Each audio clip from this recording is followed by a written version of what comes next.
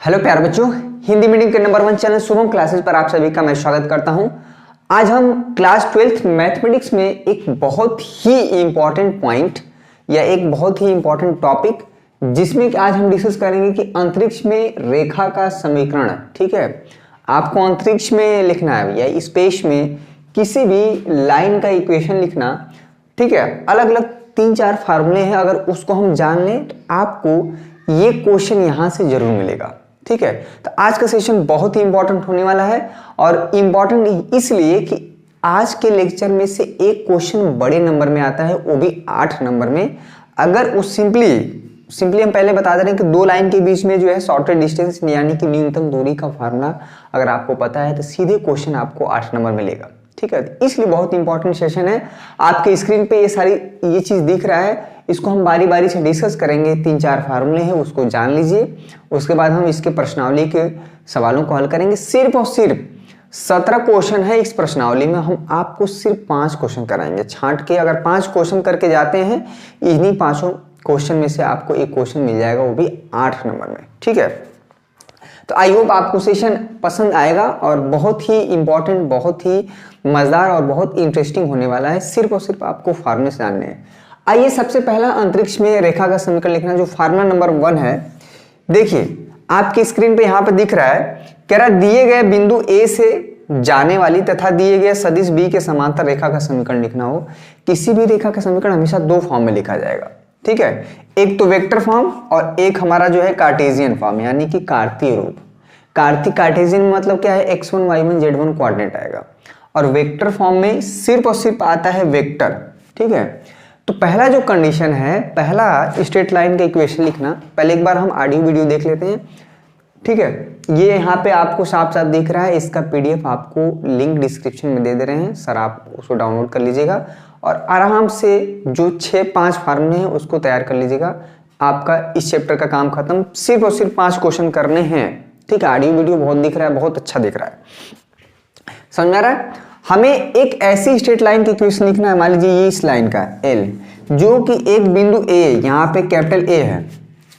ठीक है, जिसका कोऑर्डिनेट x1 y1 z1 है। ये इस लाइन का हमें इक्वेशन लिखना है, जबकि ये जो लाइन है इस लाइन की क्या है, समांतर है। ठीक है, ये जो वेक्टर B हमारा दिया हुआ है, इस वेक्टर B के समांतर लाइन L का हमें इक्वेशन लिखना है। ये लाइन L है। ठीक है, ये लाइन L क्या है, एक दिए हुए पॉइंट A जिसका कोऑर्डिनेट x1 y1 z1 है।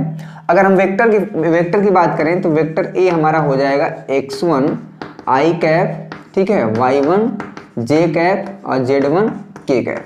ठीक है, अगर वेक्टर की बात करें, अब पॉइंट क्योंकि हम बताए थे कि स्थिति सदिश और उसको कैसे वेक्टर के रूप में लिखते हैं। अगर x1 y1 z1 है, अगर हम ओरिजिन से इसको मिलाते हैं, इसको वेक्टर A रिप्रेजेंट करते हैं, तो x1 i cap y1 j cap plus z1 k cap.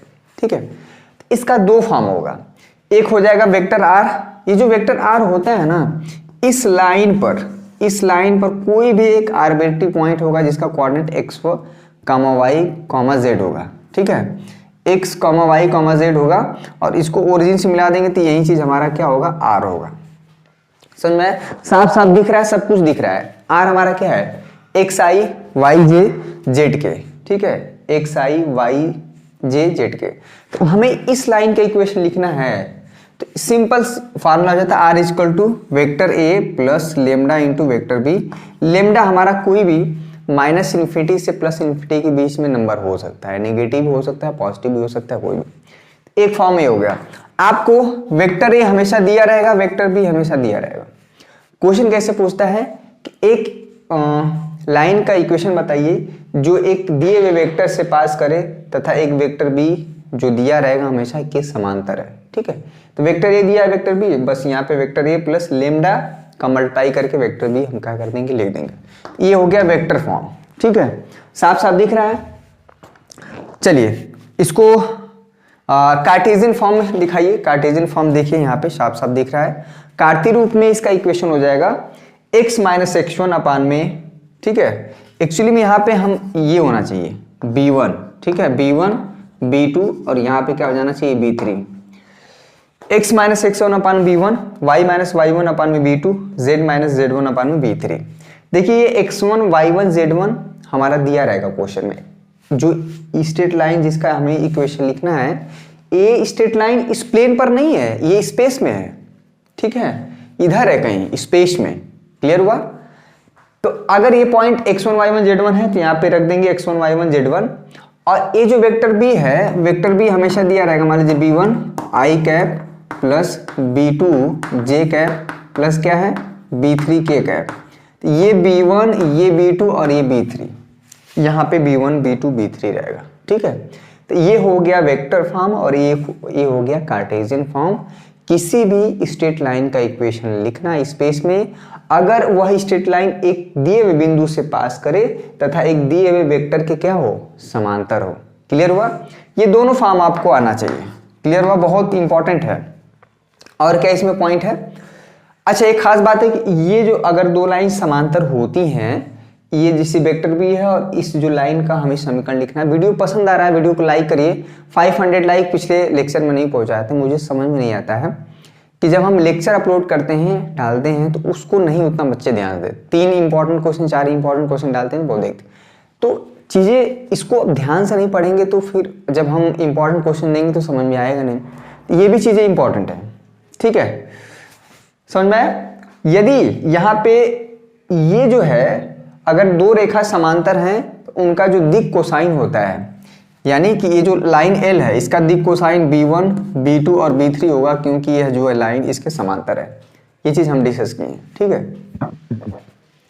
अगर इस रेखा का दिक् कोसाइन दिक् अनुपात न देके दिक् कोसाइन दिया है तो यहाँ पे हो जाएगा L M N। ये पॉइंट हमेशा दिया रहेगा, ठीक है। चलिए दूसरा फार्मूला देखिए, दूसरा फार्मूला देखिए, पहले इसको हम इरेज कर देते हैं। देखिए दूसरा जो फार्मूला है यहाँ पे आपके स्क्रीन पे साफ साफ दिख रहा है। इसमें क्या करना है आपको समझिएगा। सूत्र नंबर 2 कि दो दिए हुए गए बिंदुओं से जाने वाली रेखा का समीकरण। क्वेश्चन हमेशा दिया रहता है कि एक बिंदु A है जिसका निर्देशांक x1 y1 z1 है, एक बिंदु B है जिसका निर्देशांक x2 y2 z2 है। तो इन दोनों बिंदुओं से पास होने वाली इस लाइन L का हमें समीकरण लिखना है, वो भी वेक्टर फॉर्म और कार्टेशियन फॉर्म दोनों। एग्जाम में आपको हमेशा मेंशन कर देता है कि आप वेक्टर फॉर्म लिखिए चाहे कार्टेशियन फॉर्म, दोनों एक ही है, ठीक ना। दोनों में से एक ही फॉर्म पूछेगा हमेशा। अगर नहीं कुछ पूछेगा तो हमेशा जो इजी होगा उसी फॉर्म का आप क्या करिए, लिखेगा, ठीक है। तो ये सब कुछ आपको बना बनाया दिख रहा है। सिंपली जो है इसका बीच में हम एक पॉइंट R इस तरह से मेंशन कर देते हैं। ये वेक्टर A है, अगर वेक्टर के B के फॉर्म में लेंगे वेक्टर B हो जाएगा, ये वेक्टर R होगा और इसका निशान जो है x, y, z होगा, ठीक है। इस लाइन का जो इक्वेशन होता है साफ साफ देखिए वहां पे दिख रहा है कि वेक्टर R इजकल टू, देखिएगा वेक्टर R इजकल टू यहाँ पे क्या है a plus lambda b minus a, ठीक है। उससे थोड़ा सा अंतर है, ये आपको फार्मूला मिल जाएगा वेक्टर के फॉर्म में। इस स्ट्रेट लाइन की इक्वेशन है, ठीक है, वेक्टर फॉर्म में यानी कि सदिश रूप में, समझ में आया। और कार्टेशियन फॉर्म में जो है आपका मिल जाएगा x minus x1 by x2 minus x1। यहाँ देखिए साफ साफ दिख रहा है। दोनों क्वेश्चन डायरेक्ट पूछा गया है, बिल्कुल घुमा के नहीं पूछा गया है। ये हमारा वेक्टर फॉर्म हो गया, समझिएगा। इसका PDF आपको मिल जाएगा, एक बार कॉन्सेप्ट समझ लीजिए, फार्मूला समझ लीजिए, पूरा का पूरा क्वेश्चन सॉल्व हो जाएगा, ठीक है। तो क्या ये जो है कार्टेशियन फॉर्म बहुत इंपॉर्टेंट है। x माइनस x1 अपान में क्या है x2 माइनस x1 माइनस है, यहाँ पे क्या हो जाएगा y माइनस y1 अपान में ये हो जाएगा y2 माइनस y1 और z माइनस z1 यहाँ पे हो जाएगा z2 माइनस z1। एक्चुअली क्या है कि अगर दो पॉइंट दिए हैं तो हम इस लाइन का क्या निकाल सकते हैं, दिक् अनुपात। कैसे निकलता है, x2 minus x1, y2 minus y1, z2 minus z1। नीचे हमेशा किसी भी लाइन का दिक् अनुपात ही होता है, ठीक है, अगर क्वेश्चन में मेंशन नहीं किया गया है। तो ये A होगा, ये B होगा, C होगा, यानी कि ये जो लाइन है L, इसका दिक् अनुपात है। ये कैसे निकालते हैं, अगर दो बिंदु दिए हैं तो x2 minus x1, y2 minus y1, z2 minus z1, ठीक है। इसी तो होता है ABC, ठीक है। कैसे होता है भाई, x2 माइनस x1, ठीक है, y2 माइनस y1 और z2 माइनस z1। अगर दो बिंदु दिए हों, ठीक है, इन दोनों बिंदुओं से पास होने वाली जो लाइन होती है उसका जो दिक् अनुपात निकलते हैं वो ये होता है x2 - x1 y2 - ठीक है, ये बहुत इंपॉर्टेंट है। तो ये हो गया सूत्र संख्या 2, यानी कि आपको स्ट्रेट लाइन का इक्वेशन लिखना है दो अलग अलग फॉर्म में, ठीक है। वो डिपेंड करता है क्वेश्चन में कैसे पूछता है। इस स्लाइड को हटाया जाए और तीसरा सूत्र आपके सामने हम दिखाते हैं। तीसरा सूत्र बहुत आसान है। देखिए फार्मूले संख्या जो सूत्र संख्या 3 है, जो कि आपके प्रश्नावली 11.2 को हल करने के लिए आवश्यकता है, ये आपके सामने हम यहाँ पे दिखा दे रहे हैं। देखिए ये, ठीक है। इसमें क्या है, पहले ध्यान से पढ़िए कि दो रेखाएं दी हुई है, एक लाइन L1 है, एक लाइन L2 है। तो कोई भी लाइन दिया हो स्पेस में, वो उसका या तो दिक् अनुपात दिया रहेगा या दिक् कोसाइन दिया रहेगा, ठीक है। अगर लाइन L1 का दिक् अनुपात यहाँ पे देखिए A1 B1 C1 हो और लाइन L2 का जो दिक् अनुपात है, ठीक है, यानी A1 है, ये B1 है और C1 है, इसका जो दिक् अनुपात है वो क्या है, A2 है, B2 है और क्या है, C2 है। तो इन दोनों लाइन, ये दोनों लाइन आपस में कितने एंगल पे हैं, यानी दोनों लाइन के बीच में कितना कोण है, तो cos θ = A1 × A2 plus B1 × B2। साफ साफ दिख रहा है आपके सामने फार्मूला, ये चीज होगा, ठीक है। कब, जब ये इस दोनों लाइन का दिक् अनुपात दिया हो, ठीक है। अगर दोनों लाइन का, अगर हमें दिक् कोसाइन दिया हो, ध्यान, ये दो चीज हमेशा आपका पीछा नहीं छोड़ेंगे। ये L1 है, ये M1 है, अगर N1 है। क्वेश्चन में इंपॉर्टेंट है कि क्या दिया है, ये L2 है, M2 है और N2 है। अगर दोनों लाइन का दिक् कोसाइन दिया हो, तब उस केस में formula cos θ = L1 × L2 plus M1 × M2 plus N1 × M2 अपान में √L1² प्लस ये इसकी वैल्यू 1 हो जाती है, ठीक है। इसकी वैल्यू 1 होती है, ये बताया था ना, L² plus M² plus N² हमेशा क्या होता है, 1। ये 1 हो जाएगा, ये 1 हो जाएगा। तो फाइनली जो cos θ = आ जाएगा L1 × L2 plus M1 × M2 plus N1 × N2, ठीक है। क्वेश्चन डिपेंड करता है कि क्या दिया है। अगर क्वेश्चन में अगर मेंशन नहीं किया है तो वो हमेशा दिक् अनुपात रहता है, ध्यान दीजिएगा। अगर दिक् अनुपात नहीं, अगर क्वेश्चन में लिख दिया है कि रेखाओं का क्या है, दिक् कोसाइन है, तो सीधे फार्मूला हम ये यूज करेंगे, ठीक है। तो ये सामने आपके साफ साफ दिख रहा है, ये नोट्स आपको मिल जाएगा। यहाँ पे दो केस हैं। अगर दोनों रेखाएं लंबवत हैं, यानी कि L1 परपेंडिकुलर टू L2 है, यानी कि θ 90 डिग्री है, तो साफ साफ आपके सामने दिख रहा है। तो क्या कंडीशन होगी, ठीक है। तो कंडीशन क्या होगी, साफ साफ दिख रहा है, केस 1 केस 2 है। ये तीसरा फार्मूला है, बहुत आसान और बहुत ही इंपॉर्टेंट, ठीक है। यहां से आपको सवाल 100% हर बार मिलते हैं कि दो लाइन अगर परपेंडिकुलर हैं तो क्या कंडीशन होता है भैया। तो A1 × A2 साफ साफ दिख रहा है, वहां से देखिए B1 × B2 plus C1 × C2 का जो मल्टीप्लिकेशन 0 होना चाहिए। अगर दो लाइन पैरेलल है, कब, जब रेखाओं का दिक् अनुपात दिया हो। अगर दिक् कोसाइन दिया हो तो ये simply L1 × L2 plus M1 × M2, साफ साफ दिख रहा है वहाँ, N1 × N2 = 0। इसका PDF आपको दे देंगे। अपने हाथ से पूरे बुक से हम शॉर्ट में कम से कम शब्दों में हम बनाते हैं ताकि आपको फार्मूले पता हो जाए, ठीक है। ये हो गया केस 1। केस सेकंड, अगर दोनों लाइन पैरेलल हैं, यानी दोनों लाइन के बीच में एक लाइन ऐसे है, एक लाइन ऐसे है, L1 है, L2 है, यानी कि θ हमारा क्या हो, 0 हो, तो क्या कंडीशन, यानी कि दोनों लाइन पैरेलल होने की कंडीशन होती है, ठीक है, ये चीज कि उनके दिक् अनुपात का जो अनुपात है वो समान होना चाहिए, यानी कि A1/A2 = B1/B2 C1/C2, ठीक है। ये कब होंगे, जब ये लाइन क्या है, L1 पैरेलल टू L2। और दो लाइन पैरेलल होती है तो उनके बीच का कोण हमेशा क्या होता है, 0 डिग्री होता है, ठीक है। तो ये केस नंबर सेकंड हो गया। अगर मान लीजिए दिक् कोसाइन, दिक् अनुपात ना देखे, दिक् कोसाइन दिया तो L1/L2 क्या हो जाएगा, M1/M2, यहाँ पे हो जाएगा N1/N2। इसका अनुपात बराबर होगा। क्वेश्चन में हमको ध्यान से देखना पड़ेगा कि दिक् कोसाइन कह रहा है कि दिक् अनुपात कह रहा है। दिक् अनुपात मतलब ABC, अगर दिक् कोसाइन मतलब LMN। क्लियर है, चलिए बहुत बढ़िया। ये सूत्र संख्या 3 हो गया कि दो लाइन अगर दी हुई है तो उनके बीच में कैसे कितना कोण होता है वो हम निकाल सकते हैं। क्वेश्चन सूत्र संख्या 4, भैया सूत्र संख्या जो 4 है यहीं से जो फार्मूला नंबर 4 है यहीं से हमको मिलता है 8 नंबर। 8 नंबर का क्वेश्चन हर बार पूछा जाता है। सूत्र संख्या 4 इसको हम दिखा देते हैं नए स्लाइड में।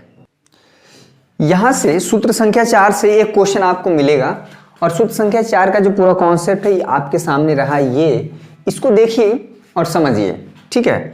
अगर दो लाइन, यहाँ पे दो शब्द आता है स्क्यू लाइन और नॉन स्क्यू लाइन का मतलब क्या होता है कि अगर दो लाइन दो अलग अलग प्लेन में हो, ठीक है, एक लाइन एक अलग प्लेन में हो, एक लाइन L2 दूसरे प्लेन में हो, तो इनके बीच में जो शॉर्टेज डिस्टेंस है, ठीक है, D, वो हमें निकालना है। क्वेश्चन में हमेशा आपके एग्जाम में पूछता है, ठीक है।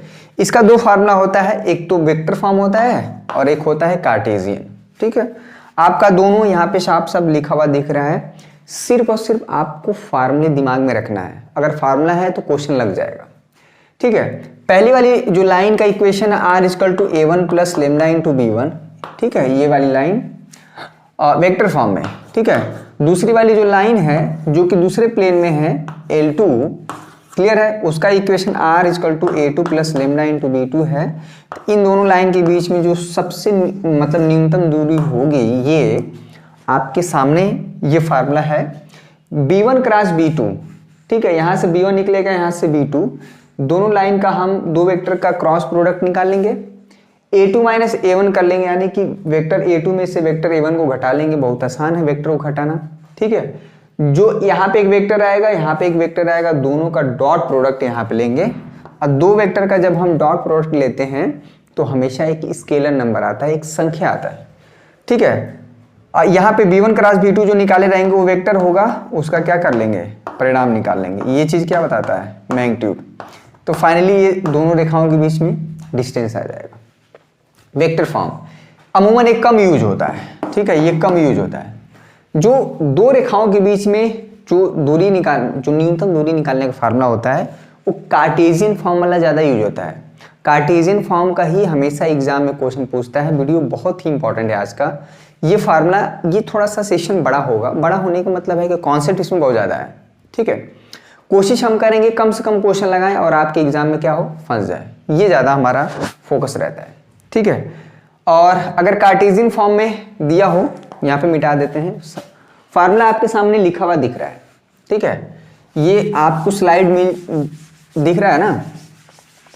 अगर पहली वाली लाइन का इक्वेशन कार्टेशियन फॉर्म में देखिएगा, x - x1/a1 हो, देखिए y - y1/b1 हो और z - z1 क्या हो, c1 है। ये पहली वाली लाइन इक्वेशन। दूसरी वाली लाइन का जो इक्वेशन है x - x2, इसका a2, y - y2 अपान में b2, ठीक है, z - z2 यहाँ पे c2। देखिए जो a1 है, b1 है, c1 है ना, वो पहली वाली लाइन का दिक् अनुपात है और ये पहली वाली line x1 y1 z1 point से पास कर रही है, तो ये उसका समीकरण हो गया, ठीक है। ये दूसरी वाली जो लाइन है a2 b2 c2, इस दूसरी वाली लाइन का दिक् अनुपात है, यहाँ पे फिगर ड्रॉ किए हुए हैं। और यह लाइन जो है x2 y2 z2 पॉइंट से पास कर रही है। तो इनके बीच में जो न्यूनतम दूरी का फार्मूला है वो होता है यहाँ पे x2 - x1 क्या है, y2 - y1, ये है भैया z2 - z1, ये हो जाएगा a1 b1 c1, यहाँ पे हो जाएगा a2 b2 और क्या है c2, ठीक है। ये तो डिटरमिनेंट होगा, ठीक है, ये सारे नंबर होंगे। इस डिटरमिनेंट को सॉल्व कर लेंगे। 8 नंबर का सवाल आता है, यहीं से क्या पूछता है, आप किसी भी साल का पेपर उठा के देख लीजिए, 8 नंबर, ठीक है, 8 नंबर का सवाल पूछा जाता है, क्लियर है।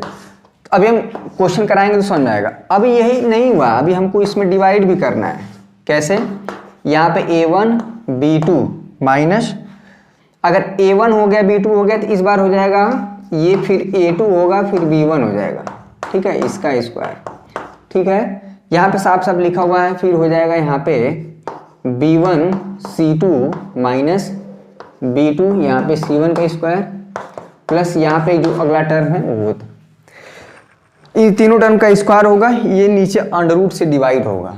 ये इतना बड़ा फार्मूला आपके सामने दिख रहा है, ठीक है ना, आपके बुक में भी है, आप देख सकते हैं। तो आपको सिंपली फार्मूला याद रखना, सिंपल एक स्ट्रेट लाइन का इक्वेशन दिया रहेगा, एक दूसरी वाली स्ट्रेट लाइन का इक्वेशन दिया रहेगा, आपको पूछेगा कि इन दोनों लाइन के बीच में शॉर्टेड डिस्टेंस न्यूनतम दूरी बताइए। जबकि दोनों लाइन क्या है, दो अलग अलग प्लेन में है, इसको बोलते हैं विषम तलीय रेखाओं की, विषम तलीय यानी कि स्क्यू लाइन। स्क्यू लाइन की डिफिनीशन क्या है, जो दो अलग अलग प्लेन में हो, ठीक है। मान लीजिए एक प्लेन है, एक प्लेन में एक लाइन है, इसी प्लेन में दूसरी लाइन है, तो ये स्क्यू लाइन नहीं कहलाएंगे, ठीक है। इसको हटाया जाए और आखिरी फार्मूला सूत्र संख्या 5, ठीक है, सूत्र संख्या 5। देखिए सूत्र संख्या 5 है, इसका कॉन्सेप्ट बार बार देखिएगा, ठीक है। इतना आप नहीं देखेंगे तो प्रश्नावली 11.2 के सारे सवाल नहीं हल कर पाएंगे, लेकिन हम सिलेक्टेड सिर्फ और सिर्फ 5 क्वेश्चन कराएंगे जो आपके बोर्ड एग्जाम में फंस जाएगा, 100% फंस जाएगा, ठीक है। 101% भी कह सकते हैं, 1% ज़्यादा लेके चलते हैं। अगर दो लाइन जिसका इक्वेशन r = a1 + λ × b, एक दूसरी लाइन, अगर ये दोनों लाइन समांतर हैं आपस में, यानी L1 = L2 है, ठीक है, तो पहली वाली लाइन का अगर दो लाइन समांतर होती है तो ये वाला जो ये होता है ना वेक्टर b और वेक्टर b, ये वाला पोर्शन समान होगा। क्यों? क्योंकि दो लाइंस अगर इक्वल हैं, इक्वल नहीं समांतर हैं, तो उसका दिक् अनुपात क्या होता है, बराबर होता है। मेरे प्यारे बच्चों, अगर ये सेशन पसंद आ रहा है, ज़बरदस्त कॉन्सेप्ट और ये सारी चीज़ें एकदम बहुत हमको पता है 3D बहुत कठिन है, बहुत बच्चों को नहीं समझ में आता है, लेकिन हम वही चीज़ बता रहे हैं जो आपके काम लायक है। पूरा मैथमेटिक्स में विद्वान होने के लिए बहुत समय है, ठीक है। कभी आइएगा, मैं इसका डेरिवेशन भी बता सकता हूँ कि कैसे फार्मूले आ रहे हैं, ठीक है। खैर हमको उतना भी जानने की आवश्यकता नहीं, बस इतना जानना है हमें कि बोर्ड के एग्जाम में हमारा सवाल लग जाए, मेरा 8 नंबर का सवाल आए तो 8 नंबर मेरा बन जाए, भाड़ में जाए दुनिया, ठीक है। क्लियर है? तो अगर दोनों लाइन का इक्वेशन दिया हो r = a1 + λ × b, r = a2 + λ × b, ये a1 a2 है, ध्यान दीजिएगा, ठीक है। तो ये दोनों लाइन के बीच में जो डिस्टेंस होगा वो हो जाएगा वेक्टर b, ठीक है, vector b cross a2 - a1। एक चीज ध्यान देने वाली बात है, एक क्रॉस होगा कि डॉट होगा, एक बार देख लीजिए, एक बार देख लेते हैं हम, फार्मूला मिस्टेक तो नहीं ना है, डॉट होगा शायद, ठीक है। चलिए खैर कोई बात नहीं, ये क्रॉस ही है, ठीक है, कोई दिक्कत नहीं है। वेक्टर भी a2 - a1 करेंगे, वेक्टर आएगा, वेक्टर का वेक्टर के साथ क्रॉस प्रोडक्ट निकालेंगे, फिर उसका क्या करेंगे, मैग्नीट्यूड निकालेंगे। तो ये हमारा क्वेश्चन जब हम करेंगे तो समझ में आएगा। तो ये आपके 5 फार्मूले हैं, आपको पता होना चाहिए, तभी जाके प्रश्नावली 11.2 के क्वेश्चन लग पाएंगे। आइए प्रश्नावली 11.2 का पहला क्वेश्चन हम श्री गणेश करते हैं और बहुत आसान, बहुत बेसिक कॉन्सेप्ट के साथ हम चीज़ों को हल कराएंगे। 5 क्वेश्चन आपको करना है, ठीक है, मात्र 5 क्वेश्चन। शुरू के 1-2 क्वेश्चन थोड़ा सा करते हैं, डायरेक्ट हम कठिन क्वेश्चन की तरफ चले जाएंगे, दिक्कत हो जाएगा, ठीक है। चलिए आइए पहला क्वेश्चन श्री गणेश करते हैं। चलिए 11.2 जो 11.2 प्रश्नावली है भैया, सारे फार्मूले हमने बता दिए हैं, 5 फार्मूले। आप वीडियो को बार बार देखिए। इसके पहले वाला जो लेक्चर है 3D का, आज बहुत ज़्यादा सीरियस लेक्चर है। क्यों? क्योंकि चीज़ें थोड़ी सी कठिन है, तो मैं उस पर ज़्यादा फोकस करने के लिए, अगर थोड़ा इधर उधर मजाक करने लगे तो थोड़ा सा मेरा भी माइंड डाइवर्ट हो जाता है और आपका भी, ठीक है। हंसी मजाक होती रहेगी, हम करते ही हैं अक्सर। लेकिन आज का जो सेशन है, मैं बताऊँ कि पूरे अब तक का सबसे बेस्ट और बेस्ट होना चाहिए, और बेस्ट सबसे ज़्यादा लाइक भी होना चाहिए, ठीक है। लाइक करिए फटाफट वीडियो, और साथ में कमेंट करिए कि हाँ सर, मुझे 3D में अगर आपको पहले इससे डाउट था, अगर आप कहीं भी पढ़े होंगे कोचिंग में, क्लास में या होम ट्यूशन, अगर आपका जो डाउट था वो क्लियर हुआ तो आप प्लीज़ कमेंट करके बताइए। अगर आपको और भी प्रॉब्लम हो रही है तो फिर से बताइए, मैं फिर से चीज़ों को डिस्कस करूँगा। 3D यहाँ से 8 नंबर का आपका सवाल मिलेगा। हो सकता है प्रश्नावली 11.3 से पूछे चाहे ना पूछे, लेकिन भैया प्रश्नावली 11.2 से एक सवाल जरूर रहेगा। वैसे सिलेक्टेड क्वेश्चन हम कराएंगे। दिखाना है 3 लाइनों का दिक् कोसाइन दिया हुआ है। क्वेश्चन में क्या दिया है? दिक् कोसाइन। देखिए बोल दिया है क्वेश्चन में बोल दिया दिक कोसाइन, यानी कि पहली वाली लाइन L1 M1 N1, ठीक है, 12/13 माइनस 3/, दूसरी वाली जो लाइन है उसका दिक कोसाइन ये है, तीसरी वाली जो लाइन है दिक कोसाइन ये है, ठीक है। हमें दिखाना है कि ये मान लीजिए L1 पहली वाली लाइन है, ये मान लेते हैं L2 और ये मानते हैं L3। ये दिखाना है कि तीनों लाइन आपस में एक दूसरे के परपेंडिकुलर है, ठीक है। अगर दो लाइन भैया परपेंडिकुलर हैं, ठीक है, अगर हमें दिखाना है कि L1 परपेंडिकुलर टू L2, ठीक है, और ये भी दिखाना है कि L2 परपेंडिकुलर टू L3, और ये भी दिखाना है कि जो पहली वाली लाइन है वो तीसरी के भी परपेंडिकुलर है, ठीक है, आपस में एक दूसरे के क्या है, लंबवत है, ये चीज आपको दिखाना है। अब दो लाइन परपेंडिकुलर होती हैं तो उनका क्या होता है, L1 परपेंडिकुलर टू L2 अगर दिखाना है तो इनका क्या होगा, ये चीज हमें दिखाना पड़ेगा, L1 into L2 plus M1 into M2 plus N1 into M2 का मल्टीप्लाई क्या आना चाहिए, 0 आना चाहिए। 0 लेके नहीं चलेंगे, 0 आना चाहिए। अगर 0 आ गया तो L1 परपेंडिकुलर टू L2 हो जाएगा। चलिए L1 की वैल्यू क्या है, फटाफट सॉल्व करते हैं। 12/13, ठीक है, 12/13 इंटू L2 की वैल्यू क्या है, 4/13, ठीक है, माइनस 3/13, माइनस 3/13, इसका क्या है भैया 12/13, बहुत बढ़िया, ठीक है।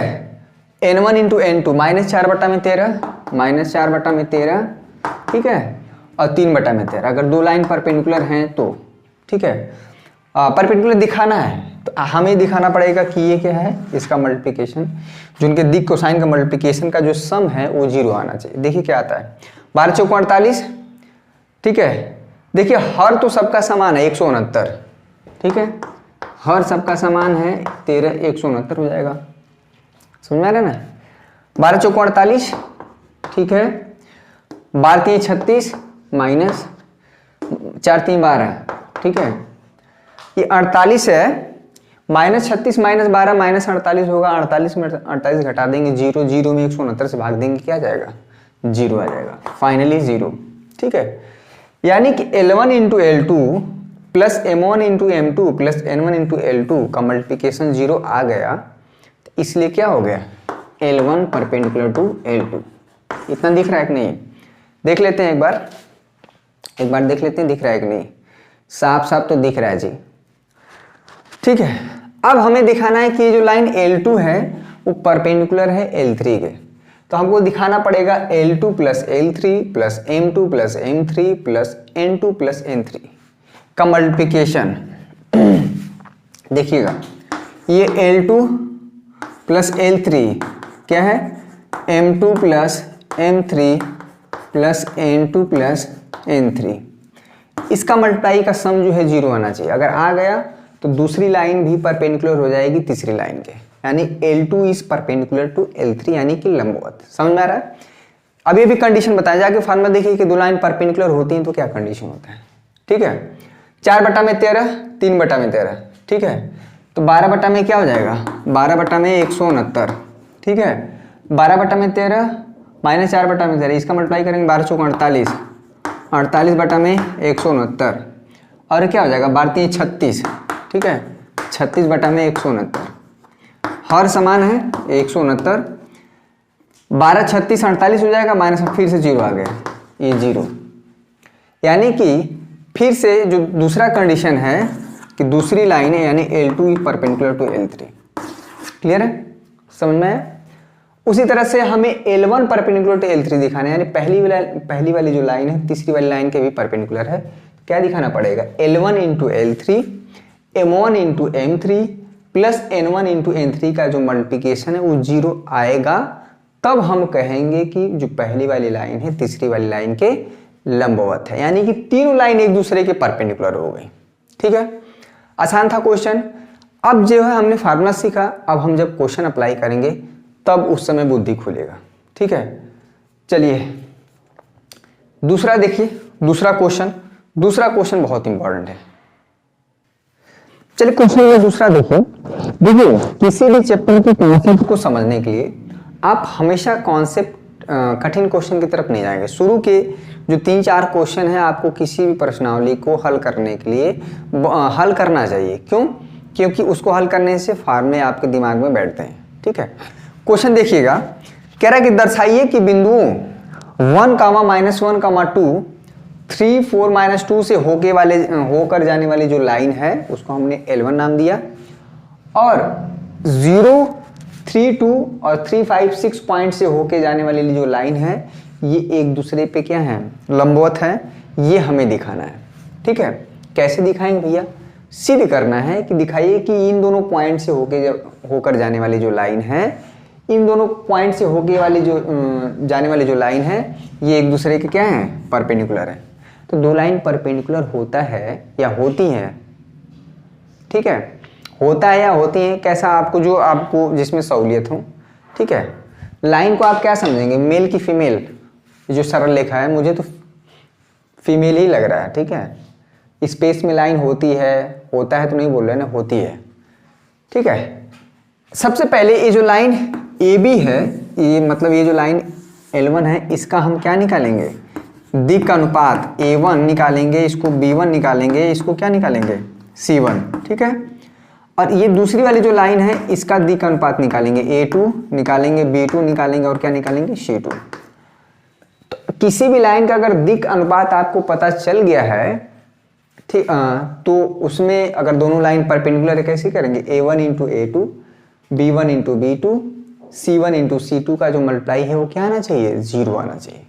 ठीक है, देखेंगे सबसे पहले इसका दिक् अनुपात निकालिए, इसको x1, y1, z1 मेंशन करिए, सर पे इसके लिख दीजिए, गलत ना हो, x2, y2 और z2। ठीक है, तो रेखा AB का दिक् अनुपात निकालिए, रेखा AB का दिक् अनुपात, ये दिक् अनुपात निकलता है।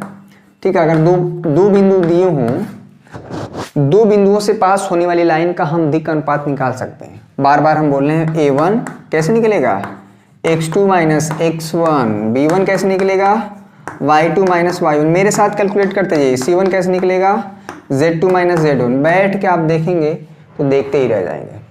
x2 - x1 बोले तो 3 - 1 बोले तो 2। ठीक है, oral calculation, y2 - y1, 4 minus में 5 हो जाएगा। ठीक है, z2 - z1 बोले तो -2 - 2 ये हो जाएगा -4।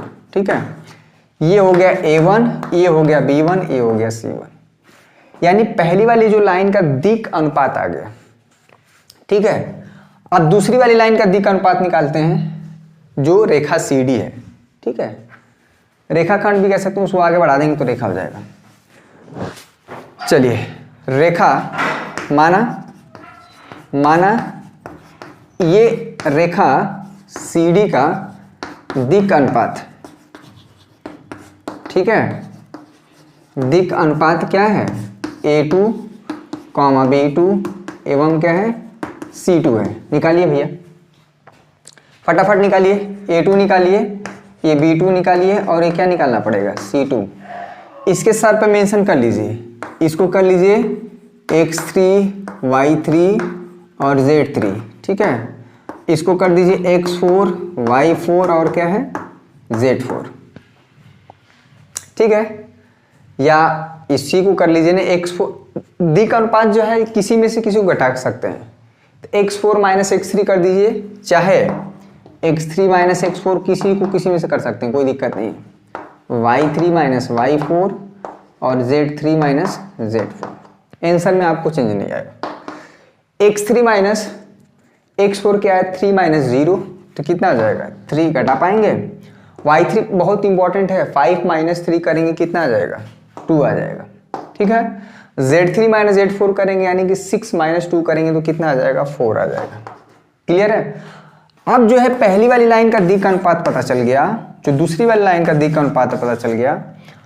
अगर दोनों लाइन का दिक् अनुपात पता चल गया है तो कैसे पता करेंगे कि ये दोनों लाइन लंबवत हैं। ठीक है, तो कैसे पता करेंगे भाई, ठीक है, देखिएगा, तो क्या निकालना पड़ेगा, A1 × A2 plus B1 × B2, ठीक है, प्लस C1 × C2। चलिए निकालिए, इन्हीं का मल्टीप्लाई अगर 0 आ गया, ठीक है, तो दो लाइन परपेंडिकुलर हो जाती हैं, लंबवत हो जाती है। A1 इंटू A2 बोले तो भैया 2 तिहाई 6, ठीक है।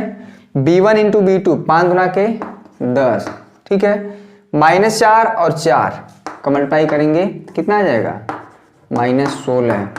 10 6 16 जोड़ पाएंगे ना, 16 माइनस 16 बोले तो 0, इसलिए हमारी क्या हो गई, line L1 perpendicular to L2। ये वाली जो लाइन है L1 perpendicular to L2, clear है। तो दो लाइन परपेंडिकुलर होंगी तभी जब उनके दिख कोसाइन का गुणनफल का जो सम है वो 0 आना चाहिए, जैसा कि हम फार्मूला देखें, आप बुक में भी दे सकते हैं, PDF में भी आपको मिलेगा। तो जो कॉन्सेप्ट है, कॉन्सेप्ट ही इंपॉर्टेंट है मैथमेटिक्स में, ठीक है। 500 लाइक तो पहुंचाइए भाई, क्यों, इसमें बहुत डिटेल में बहुत अच्छे से समझाने का हम प्रयास कर रहे हैं। चलिए क्वेश्चन नंबर 3, आप बहुत आसान है, दर्शाइए कि इसमें समांतर दिखाना है। क्वेश्चन नंबर 3 देख लीजिए। क्वेश्चन नंबर 3 देखिए, क्वेश्चन नंबर 3 है उसी जैसा ही क्वेश्चन है, क्वेश्चन नंबर 2 जैसा, ठीक है। समझना है आपको, रट के जाएंगे ना यहाँ पे सारी चीजें बदल जाएंगी, तो आप कहेंगे सुधीर सर आपने बताया ही नहीं, क्वेश्चन तो कुछ अलग आ गया, आप तो बोलते थे हमेशा एनसीईआरटी करिए, ठीक है। तो एनसीईआरटी बोलते थे भैया अगर 4 की जगह 5 आ गया और 7 की जगह 9 आ गया तो क्या हम हमारे दरवाजे पहुंच जाएंगे बोलने कि आपने बताया नहीं तो नंबर बदल गया। नहीं, सिर्फ और सिर्फ आपका कॉन्सेप्ट पे हम बार बार फोकस करते हैं। कह रहा है कि दो बिंदु ए और बी, मतलब 4 7 8 2 3 4 से पास होने वाली एक लाइन है, एक दूसरी लाइन है -1 -2 -1 1 to 5 से पास होने वाली एक दूसरी लाइन L2 जिसको नाम ने दिया है। दिखाना है कि दोनों लाइन जो क्या है, समांतर है। तो समांतर होने की क्या कंडीशन है, समांतर, दोनों लाइन समांतर कब होंगी, इसका हम क्या निकालेंगे भाई, इसका निकालेंगे A1, इसका निकालेंगे B1, इसका निकालेंगे C1, A1 B1 C1, इसका क्या निकालेंगे A2, ठीक है, इसका क्या निकालेंगे B2 और इसका क्या निकालेंगे C2।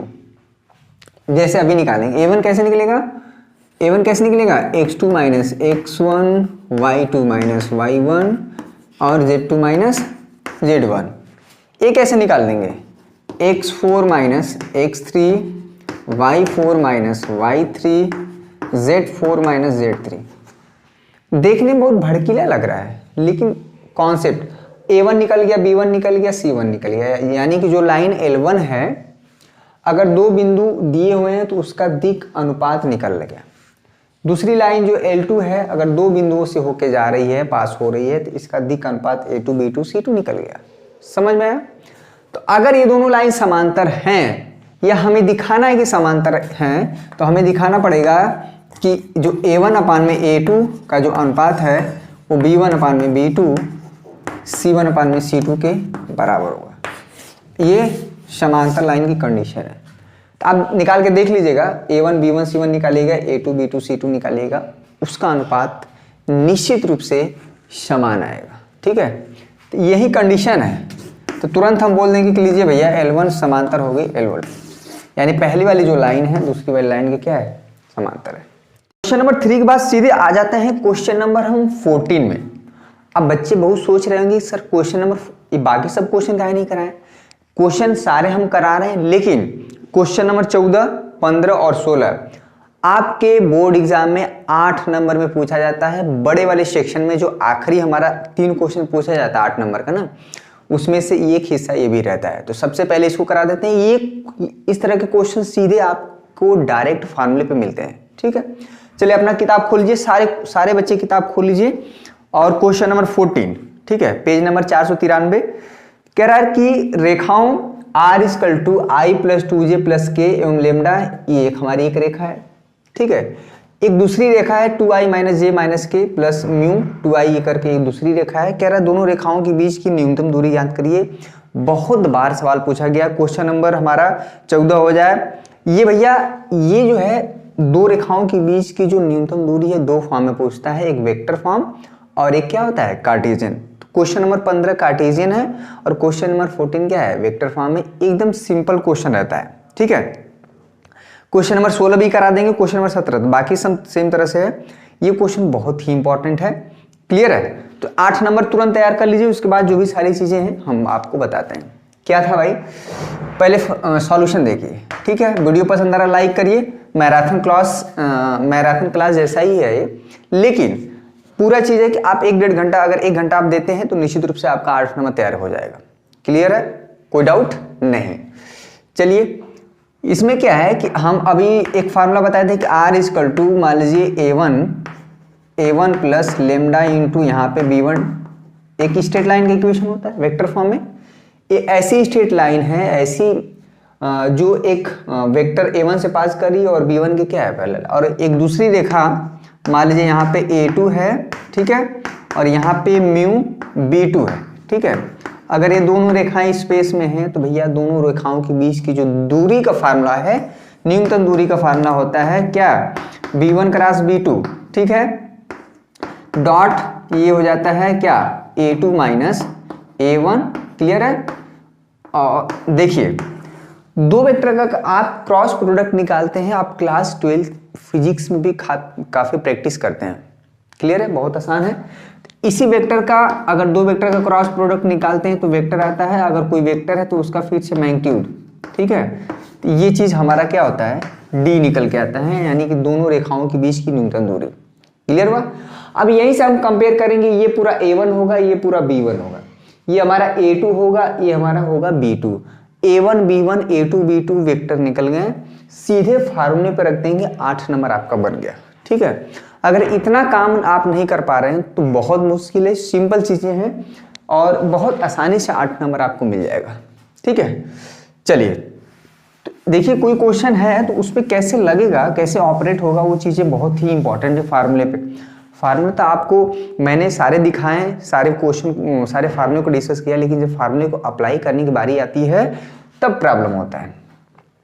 तो इसकी अगर हम तुलना करेंगे, ठीक है, समीकरण 1 की इससे समीकरण 2 की, तो हम पाएंगे A1 हमारा हो जाएगा I प्लस 2J, ठीक है, प्लस K।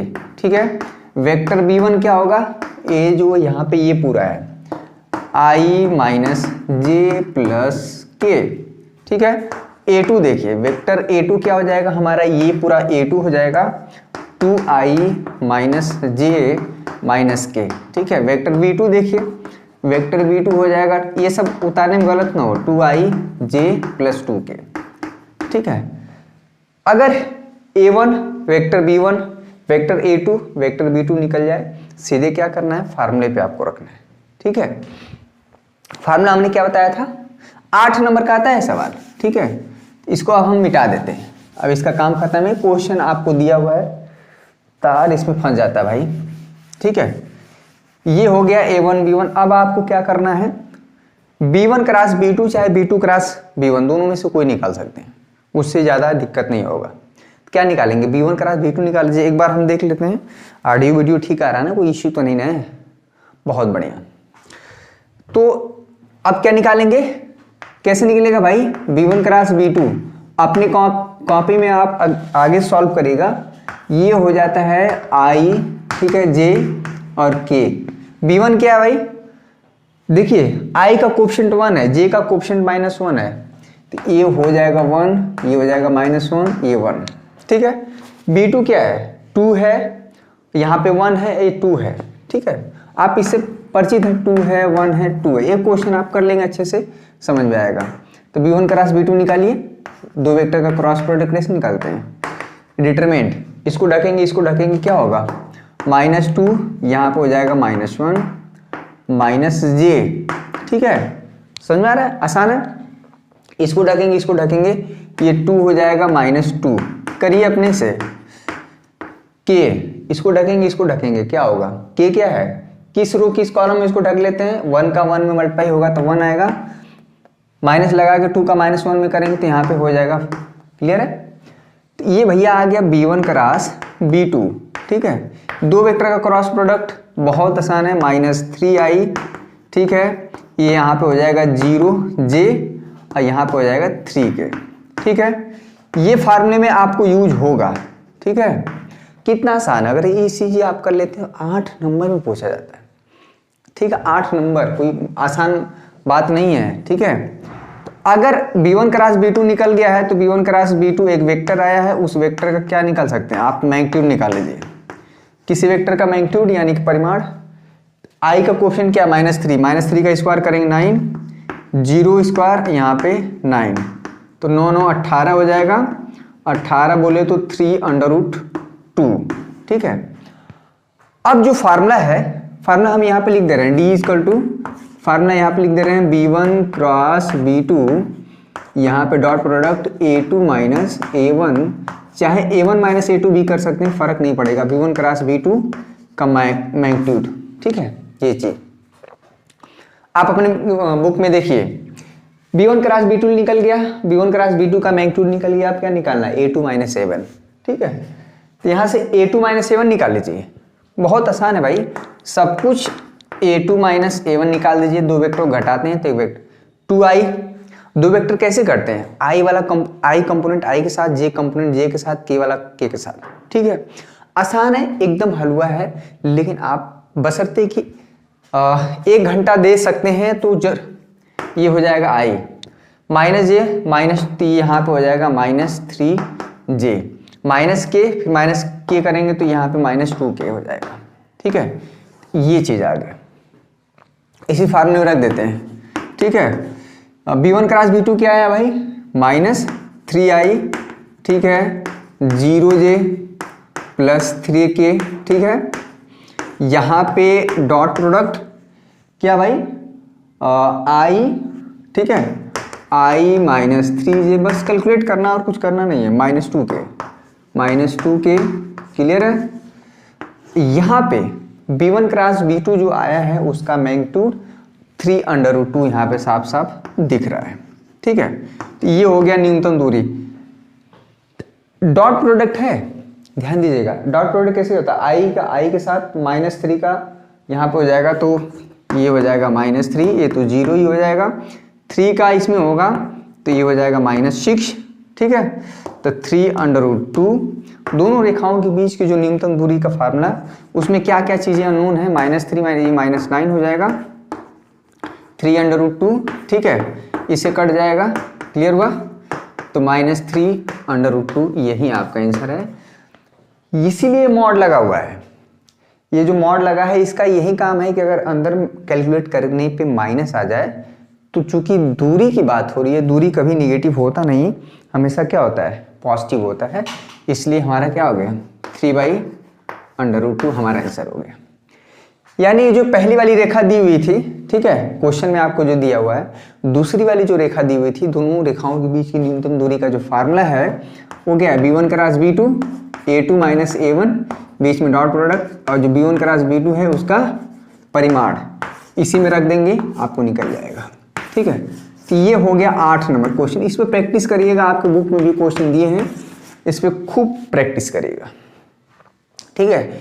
एक क्वेश्चन हम करा देते हैं कार्टेशियन फॉर्म का, ये भी दोनों में से एक जरूर आएगा, क्वेश्चन नंबर 15, ठीक है। क्वेश्चन नंबर 15 आपको करा देते हैं, आप ही की किताब का क्वेश्चन नंबर 15 देखिए, ठीक है। वैसे हमारा आज ये 5वां क्वेश्चन है, लेकिन क्वेश्चन नंबर 15, एक रेखा का समीकरण x + 1/7, y + 1/-6, z + 1/1, एक, ठीक है, एक स्ट्रेट लाइन है, एक दूसरी स्ट्रेट लाइन का इक्वेशन दिया है, कह रहा है दोनों रेखाओं के बीच की न्यूनतम दूरी बताइए, शॉर्टेड डिस्टेंस। वीडियो पसंद आ रहा है वीडियो लाइक करिए, मैराथन क्लास है, थोड़ा सा मेहनत करिए, थोड़ा सा पैसेंस रखिए, तभी चीजें आपको, ये 8 नंबर, ये दोनों इसके पहले वाला क्वेश्चन या इसके बाद वाला, यानी कि जो हम कराने जा रहे हैं, ठीक है, इनके बीच में दूरी जो शॉर्टेज डिस्टेंस पूछ रहा है भैया, तो जो फार्मूला यूज होगा कि हमने बताया था कि x - 1/a1, y - y1/b1, अगर एक सरल रेखा है, एक दूसरी स्ट्रेट लाइन है, तो दोनों के बीच में जो शॉर्टेज डिस्टेंस का फार्मूला होता है, देखिए ये, ठीक है, आपके बुक में भी दिया है, आप बुक में भी देख सकते हैं, और हमने यहाँ पे अच्छे से आपको डिस्कस भी किया था, वो भी आप देख सकते हैं। इसमें ये अंश का हिस्सा है, डिटरमिनेंट के फॉर्म में है, डिटरमिनेंट की वैल्यू आप सॉल्व कर सकते हैं, और ये हर का फॉर्म है, a1 b2 - a2 b1, ठीक है, b1 c2 - b2 c1, ठीक है, इसका स्क्वायर, यानी ये न्यूमरेटर है, यानी कि हर, इन दोनों को सॉल्व करना पड़ेगा, यानी कि बहुत ही इंपॉर्टेंट है। लेकिन सबसे इंपॉर्टेंट चीज है, देखिए सबसे इंपॉर्टेंट ये तो हो गया A1, ये हो गया B1, ये हो गया, चलिए तो सबसे पहले A1 हमारा क्या हो जाएगा C1 7, B1 हो जाएगा क्या -6 और जो C1 है भैया वो हमारा हो जाएगा 1। A2 क्या है, अगर हम दूसरी वाली रेखा से तुलना करें तो A2 क्या हो जाएगा 1, B2 क्या हो जाएगा -2, ये सब मिस्टेक नहीं होना चाहिए। C2 क्या हो जाएगा 1। अब बच गया x1 x2, ठीक है, x1 y1 z1 क्या होगा, x2 y2 z2 क्या होगा। अगर ये सारी चीज निकल गई तो इसी में वैल्यू रख देना है, ठीक है। अब आपको दिमाग में क्या करना है कि फार्मूला ना भूलें, बहुत इंपॉर्टेंट सेशन है आज का, हम शुरू से ही बोलते आए हैं, बहुत ही जबरदस्त 8 नंबर इस सेशन से जरूर बनेगा। देखिए इसमें x1 की जो वैल्यू निकली, x + 1 को 0 कर दीजिए, ठीक है, तो x + 1 जब 0 करेंगे तो x की वैल्यू आ जाएगी माइनस, वही हमारा क्या होगा x1, तो x1 हो जाएगा बच्चा यहाँ पे -1। y + 1 को 0 करेंगे तो y की जो वैल्यू आएगी वो y1 की तरह ट्रीट करेगी, y की वैल्यू आ जाएगी -1, z की वैल्यू आ जाएगी, z1 वैल्यू आ जाएगी -1, ठीक है। x -3 को 0 करिए तो x की जो वैल्यू आएगी वो करेगा x2, x2 की वैल्यू हो जाएगी 3, यहाँ पे हो जाएगा y2 की वैल्यू हो जाएगी 5 और z2 की वैल्यू हो जाएगी यहाँ पे 7। सब कुछ निकल गया है, a1 b1 c1 a2 b2 c2 x1 y1 z1 x2 y2 z2, इसी फार्मूले में हम रखना है, ठीक है, और ये डिटरमिनेंट है, क्लियर है। तो अब हमारा जो प्रयास है, तो पहले आप ऊपर वाले पोर्शन को सॉल्व कर लीजिए, यानी कि इसको न्यूमरेटर n से बोलते हैं और इसको दे दीजिए d फॉर डिनोमिनेटर, मतलब हिंदी में बोलते हैं अंश और हर। n सॉल्व कर लीजिए और d सॉल्व कर दीजिए, इसी में रख दीजिए, हमारा क्या है वैल्यू, यानी दोनों रेखाओं के बीच की दूरी हमारे निकल के आ जाएगी। इंपॉर्टेंट क्या है कि इसमें a1 b1 c1 a2 b2 c2 क्या होगा, x1 y1 z1 क्या होगा। बहुत बच्चे x1 इसी को 1 ले लेते हैं, ठीक है, y1 जो लेते हैं 1 ले लेते हैं, गलत हो जाता है, ठीक है। अब हम क्या कहना चाह रहे हैं, इसमें रखेंगे फार्मूले में, चलिए इस फार्मूले में रखिए, फटाफट मिटा दें इसको, इसी फार्मूले में रखते हैं, एक बार फिर से इसमें रखेंगे और इसको अलग सॉल्व कर लेंगे, दोनों एक साथ मत सॉल्व करिए, न्यूमरेटर को अलग सॉल्व कर लीजिए, डिनोमिनेटर को अलग सॉल्व कर लीजिए, ठीक है, फटाफट सॉल्व करिए। चलिए हम भी सॉल्व करते हैं, एक बार आप ट्राई करिए, फार्मूला नोट करिए। जो फार्मूले का पोर्शन था, फार्मूले में जो न्यूमरेटर पोर्शन था, पहले हम उसको सॉल्व कर लेते हैं, ठीक है। न्यूमरेटर वाला पोर्शन डिटरमिनेंट था, x2 - x1 बोले तो भाई 3 माइनस यानी कि 4 हो जाएगा, ठीक है। चलिए y2 - y1 यानी 5 में से -1 घटाएंगे तो इस 6 हो जाएगा। बहुत बच्चे परेशान इसी में गलत कर देंगे, 7 -1 करेंगे तो ये हो जाएगा 8। a1 b1 क्या है, a1 b1 c1 यानी कि 7, ठीक है, ये सब मिस्टेक नहीं होना चाहिए। 7 -6 और यहाँ पे हो गया 1। a2 b2 c2 रखिए, इसमें a2 b2 c2 यानी 1 -2 1 1 -2 और 1। बच्चा इसको आप सॉल्व करेंगे, इसकी जो वैल्यू है ये डिटरमिनेंट है, इसको जो वैल्यू आएगी -116 आएगी, इसको आपको काम करना है, ठीक है। हर चीज़ हम नहीं बता सकते, -116 आएगा, ठीक है। यानी कि न्यूमरेटर वाला पोर्शन आ गया, और जो डी वाला पोर्शन था यानी डिनोमिनेटर देखिए क्या करना है, a1 रखना है, फिर b2, ठीक है, a2 फिर b1 उसका स्क्वायर हो गया। फार्मूला ध्यान से देखिएगा, इसके बाद क्या है, ये हो जाता है b1 c2, फिर यहाँ पे हो जाता है b2 c1, ठीक है, 1 2 2 1 1 2 2 1 इसका कॉम्बिनेशन है, क्लियर है। अब क्या बचा, a1 c2 minus a2 c1 इसका स्क्वायर, ठीक है। अब हमें कुछ करना नहीं है, बस a1 ये सब सारी वैल्यू रखना है, a1 b2 minus a2 b1 का स्क्वायर, इसमें ये वैल्यू सब रखना है, यहाँ पे दिख रहा है, ठीक है। आपको ढूंढना नहीं है, a1 है b1 है c1 है a2 है b2 है c2 है, इसी में वैल्यू रख देना। 8 नंबर का क्वेश्चन है ना, तो थोड़ा सा समय जरूर लगेगा, ठीक है, कैलकुलेट करने में थोड़ा सा समय जरूर लगेगा। जब सारी वैल्यू रखेंगे तो आएगी इसकी वैल्यू 116 √116, ठीक है। आप रखिएगा, रखेंगे ना, बहुत आसान है। a1 क्या है भाई 7, b2 क्या है -2, तो 7 -2 14 हो जाएगा, a2 -2 तो रखेंगे, कैलकुलेट करेंगे, सभी लोग कैलकुलेट करिए, इसको तुरंत करिए, देखिए √116 आ रहा है कि नहीं, ठीक है। तो जो हमारा क्या था, जो वैल्यू थी n/d, n हमारा क्या था, ये पूरा, और d क्या था हमारा ये, ठीक है, पूरा ये इतना बड़ा। n क्या था माइनस 116 अपान में ये अंडर रूट 116 आया। इसको जब सॉल्व कर देंगे 116 को लिख सकते हैं अंडर रूट 116 अपान में अंडर रूट 116, ये माइनस है ये कट गया। माइनस चूंकि इसमें हमेशा मॉड लिया जाता है, डिस्टेंस है ना, अगर नेगेटिव आ भी गया तो उसको पॉजिटिव भी लिया जाएगा क्योंकि दूरी है। अब बहुत बच्चे सोच रहे हैं जब दूरी है तो काहे नेगेटिव आता है, ऋणात्मक आता ही क्यों है जब दूरी है दो रेखाओं के बीच। तो वो जो कोऑर्डिनेट ज्योमेट्री है ना, नेगेटिव आने का सेंस ये होता है कि वो किस कोऑर्डिनेट में चीज़ें बातें हो रही हैं, ठीक है। ओरिजिन के रिस्पेक्ट में हम किस कोऑर्डिनेट में हैं। फर्स्ट जब आप 3D पढ़ते हैं तो 8 कोऑर्डिनेट बनता है, ठीक है, 2D में केवल 4 ही बनता है, ठीक है। तो ये हो गया क्वेश्चन नंबर 14-15 आप जरूर करिएगा। 14-15 क्वेश्चन बहुत ही इंपॉर्टेंट है, बहुत ही इंपॉर्टेंट है, ठीक है। इस तरह के सवाल आपके बोर्ड एग्जाम में आएंगे, वो भी 8 नंबर के, ठीक है। क्वेश्चन नंबर 16-17 बिल्कुल सेम तरह से है जो कि क्वेश्चन नंबर 14 की तरह है। क्वेश्चन नंबर 16 और 17 हम यहाँ पे लिख दिए हैं, इसको हिंट दे रहे हैं, ये आपकी प्रैक्टिस के लिए, इसको आपको करना है, ठीक है। नहीं करेंगे तो फिर आप ही पछताएंगे, 8 नंबर की बात है, ठीक है। एक straight line r equal to this plus lambda this, equation number 1।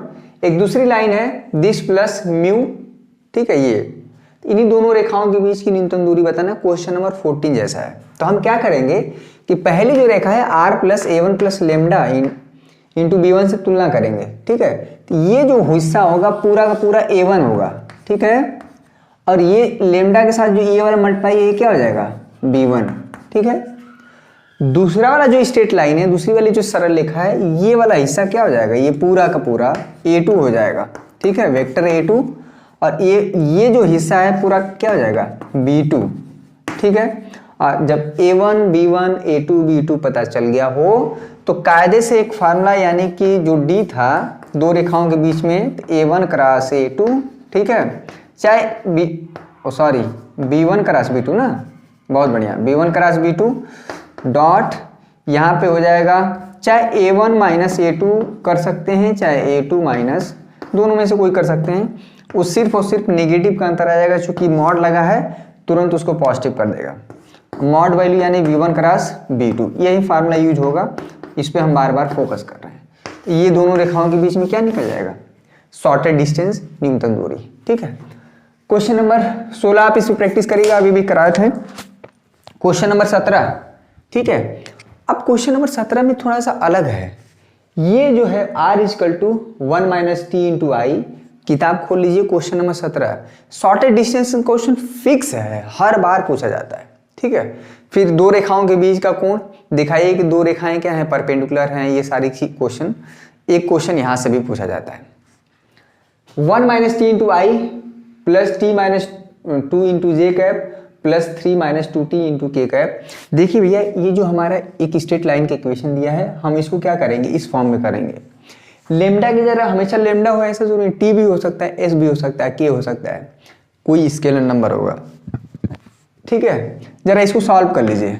r equal to यहाँ पे i minus T into I cap, ठीक है, j का मल्टीप्लाई कर दीजिए t into J cap minus 2j। बहुत इंपॉर्टेंट है, किसी भी साल का पेपर उठा के देख लीजिए, ठीक है, इसीलिए हम बार बार फोकस कर रहे हैं। 3k माइनस 2t इंटू के, क्लियर है।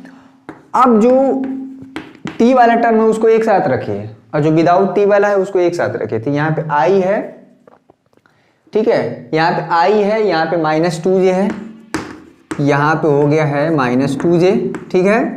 देखिएगा अब कहाँ है, यहाँ पे प्लस 3k, क्लियर है। इसको एक साथ रख लीजिए जो विदाउट t वाला है, और जो t वाले टर्म है उसको t, यहाँ पे t है, यहाँ पे t है, और कहाँ है, यहाँ पे t है, t को कॉमन ले लीजिए, समझ में आया। ये आप t कॉमन ले लेंगे तो क्या बचेगा, माइनस i, अब कहाँ पे है, यहाँ पे j, ठीक है, और यहाँ पे क्या है, t कॉमन ले लेंगे तो क्या बचेगा, माइनस 2k। अब देखिए ये जो रेखा का समीकरण है इस फॉर्म में आ गया, देखिए इस फॉर्म में, ये वाला a1 प्लस लेमडा b1, ठीक है।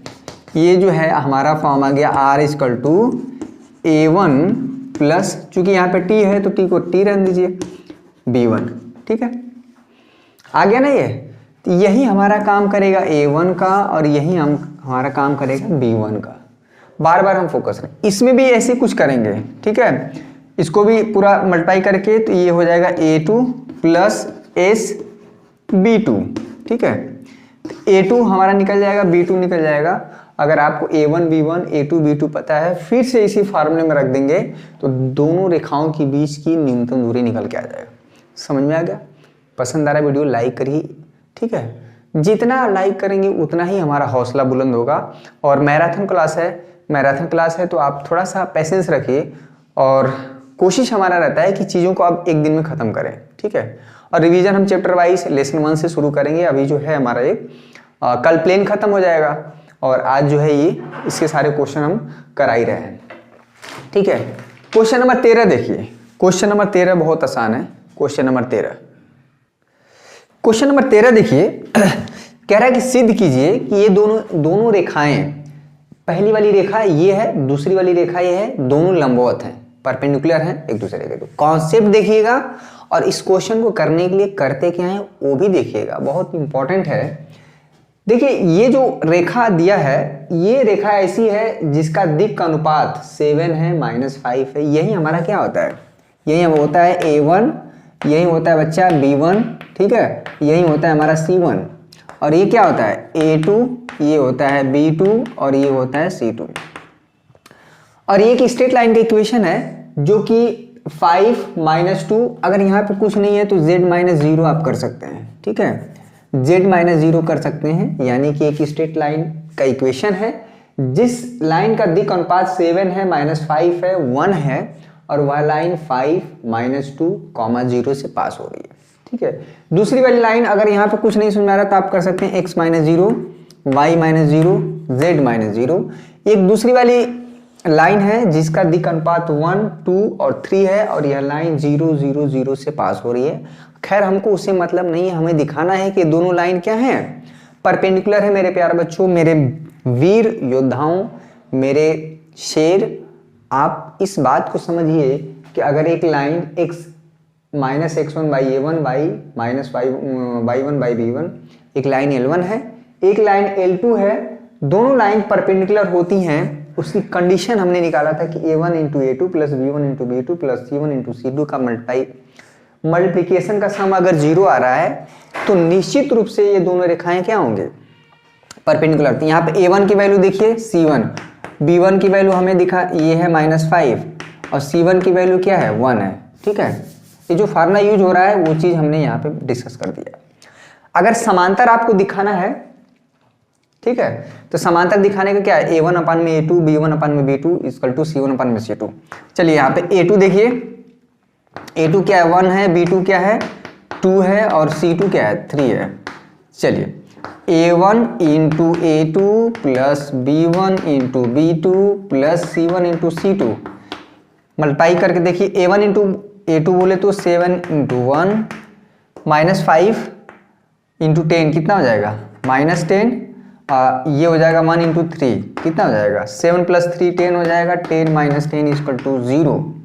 अगर इसके मल्टीप्लिकेशन ये जो आ गया 0 है तो ये निश्चित रूप से जो दोनों लाइन हैं यानी L1 परपेंडिकुलर टू L2, दोनों लाइन यानी लाइन L1 और लाइन क्या है L2 दूसरी लाइन, ये दोनों लाइन क्या है लंबवत हैं एक दूसरे को।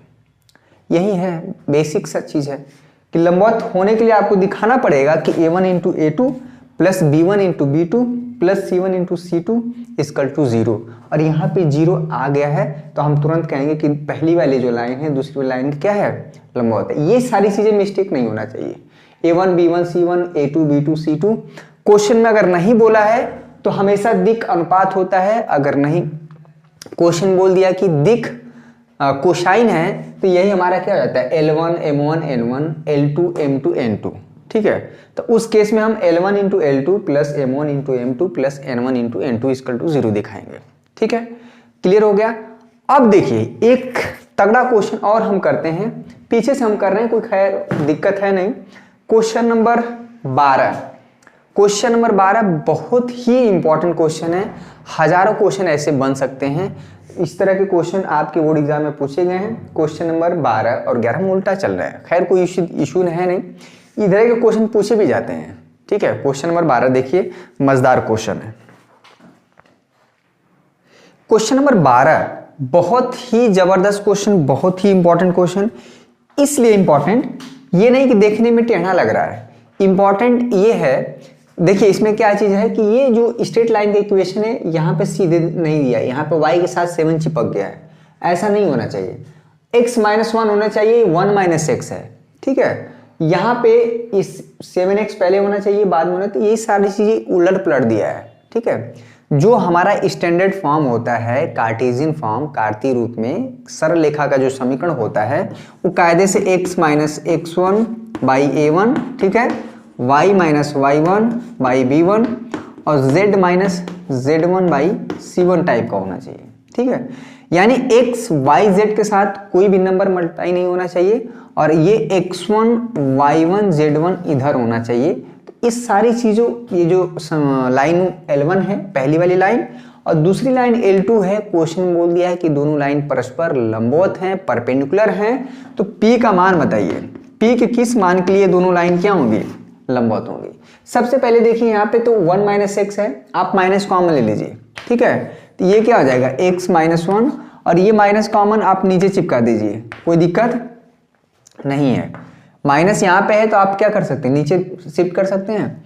देखिए यहाँ पे 7 है, 7 नहीं होना चाहिए, आप क्या करिए 7 कॉमन ले लीजिए, तो y माइनस यहाँ पे हो जाएगा 2 बाई यहाँ पे 2p। देखिए हम स्टैंडर्ड फॉर्म में कन्वर्ट कर रहे हैं, ये तो सही है, z - 3 इसको कुछ करना नहीं है। अभी देखिएगा ये x - 1 बाई -3 ये तो सही है।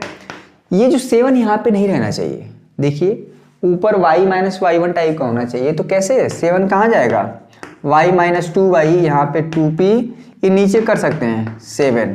ठीक है, ये चीज हो गया, फाइनली 7 ऊपर जाएगा, लेकिन हमने वहां से हटा दिया। ठीक है, ये z - 3 बाई 2, इसलिए क्वेश्चन क्या है, इंपॉर्टेंट है, स्टार इक्वेशन दे दीजिए। अब क्या एक स्ट्रेट लाइन की इक्वेशन है जो 1 2 3 से पास कर रही है और साथ में उसका जो दिक् अनुपात है वो -3 2p/7 और क्या है 2 है। यही हम क्या करेंगे, यही हमारा काम करेगा a1 का, यही हमारा काम करेगा बच्चा b1 का और यही काम करेगा हमारा c1 का। वीडियो पसंद आ रहा है लाइक करिए, लंबा सेशन है, मेरा भी गला बैठ चुका है, लेकिन ये आपका जो आज का लेक्चर है बहुत जबरदस्त, बहुत जबरदस्त, बोर्ड एग्जाम में 8 नंबर बनना ही बनना है, बार बार हम बोल रहे हैं, थोड़ा ध्यान से। अब देखिए ये a1 हो गया, ये b1 हो गया, ये c1 हो गया। ठीक है, इसको भी उसी तरह से हम कन्वर्ट करेंगे, समझ में आया। तब जाके परपेंडिकुलर का कंडीशन लगाएंगे कि दोनों लाइन, क्वेश्चन में हमें चेक नहीं करना है, हमको ये चेक नहीं करना है कि दोनों लाइन परपेंडिकुलर हैं कि नहीं। ये क्वेश्चन में बोल दिया है परपेंडिकुलर हैं, तो परपेंडिकुलर हैं तो उसकी कंडीशन हम लेके चलेंगे परपेंडिकुलर वाली। लेकिन अभी इसका मुखड़ा चेंज करिए, माइनस कॉमन लीजिए, ये 7x - 7 हो जाएगा, y यहाँ पे 3p, देखिएगा ये तो सही है, y - 5/1, इसका कोई इशू नहीं है।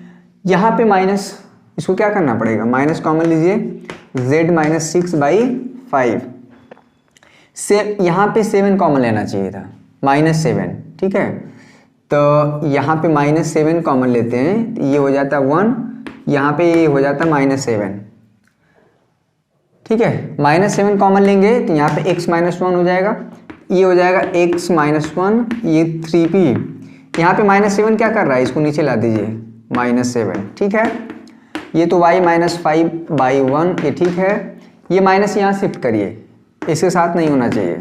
ठीक है, ये चीज़, ये हमारा डबल स्टार हो गया इक्वेशन। अब देखिए ये हमारा क्या काम करेगा, a2 का, यही हमारा क्या है b2 होगा और यही हमारा क्या होगा c2 होगा।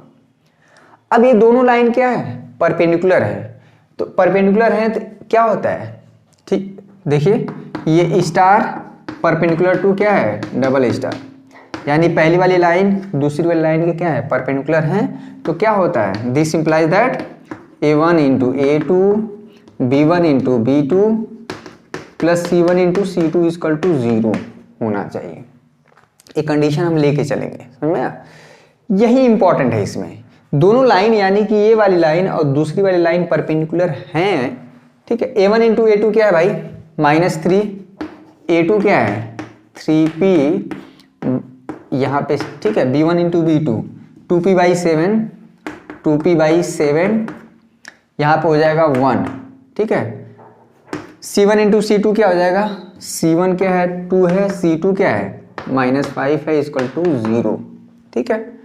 यही है। अब इसमें P की वैल्यू निकाल दीजिए, क्या हो जाएगा 3 3 के 9 और प्लस हो जाएगा 9P/7, कैलकुलेट करिए, ये हो जाएगा 2P/7, ये 5 गुना के 10, ये उधर चला जाएगा। हर बराबर है तो क्या हो जाता है, अंश जुड़ जाता है, 11P हो जाएगा यहाँ पे, 11P/7 का मल्टीप्लाई कर देंगे इधर 70, ठीक है। P की वैल्यू आ गई बच्चा 70/11। तो यहाँ पे अगर P की वैल्यू 70/11 रखें, P की वैल्यू 70/11 रखें, तब जाके ये थोड़ा सा अच्छा नहीं लग रहा ना, इसको L1 डैश कर दीजिए और इसको क्या कर दीजिए L2 डैश, यानी दोनों लाइन क्या है L1 dash perpendicular to L2, L for line. यहाँ पे दोनों लाइन परपेंडिकुलर हैं तो क्या करेंगे, ये वाली कंडीशन हम क्या करेंगे लेके चलेंगे। कितना आसान क्वेश्चन है और बार बार जो है कॉन्सेप्ट की तरफ ही हमें भागना है, ठीक है। समझ में आ रहा है, मजा आ रहा है।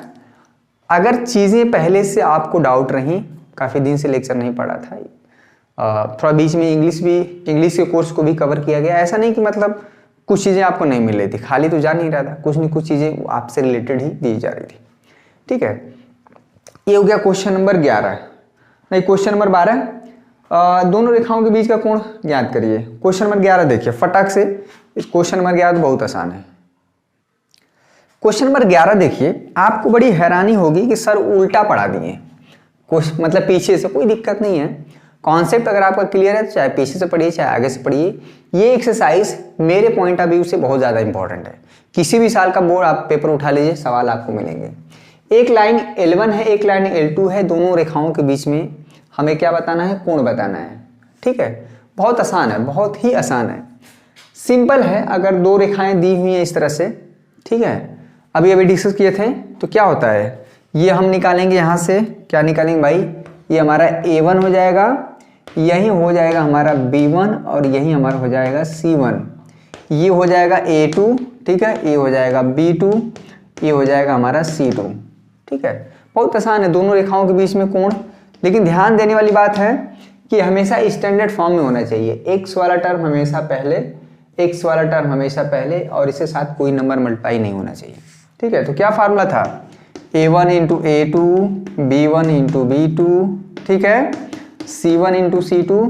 फार्मूला बड़ा जरूरी लेकिन सिस्टमेटिक है, यानी कि यहाँ पे हो जाएगा A1 स्क्वायर, B1 स्क्वायर, यहाँ पे C1 स्क्वायर इंटू, देखिएगा A2 स्क्वायर, यहाँ पे हो जाएगा B2 स्क्वायर, C2 स्क्वायर, ठीक है।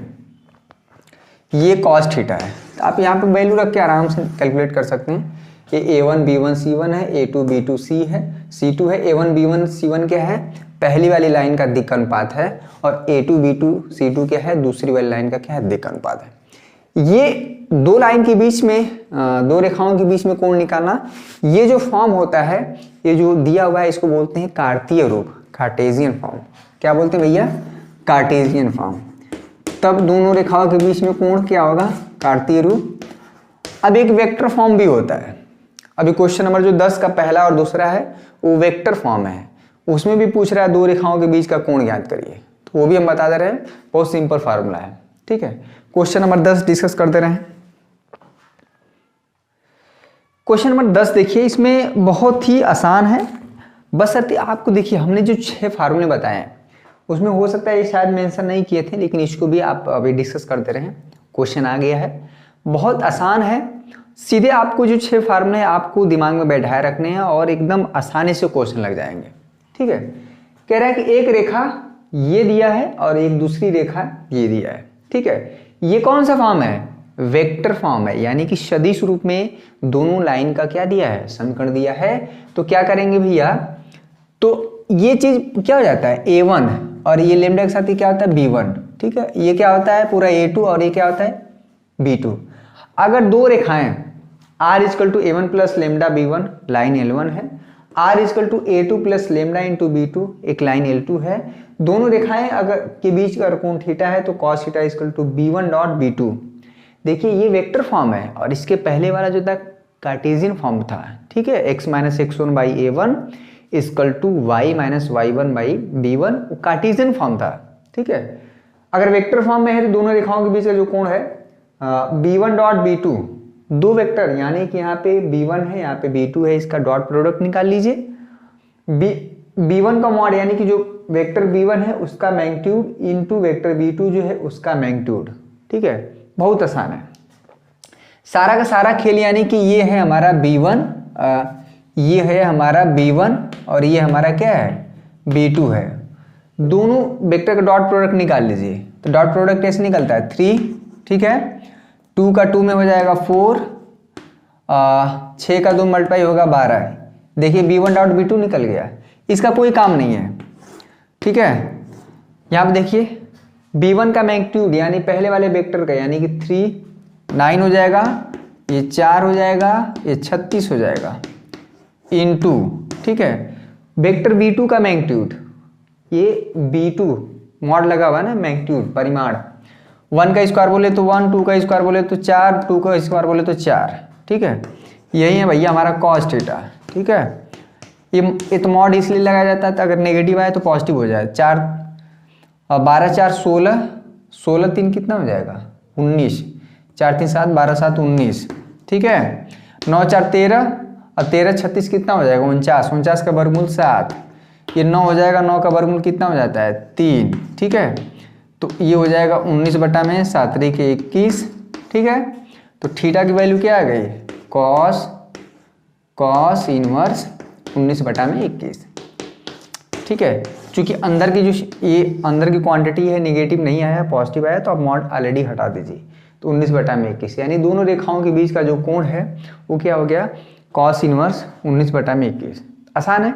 उसी तरह से दूसरा इसके 10वें का दूसरा कर लीजिएगा, ठीक है। हमेशा जो लाइन का इक्वेशन है दो फॉर्म हमेशा हो सकता है, एक वेक्टर फॉर्म हो सकता है, एक कार्टेशियन फॉर्म हो सकता है, ठीक है।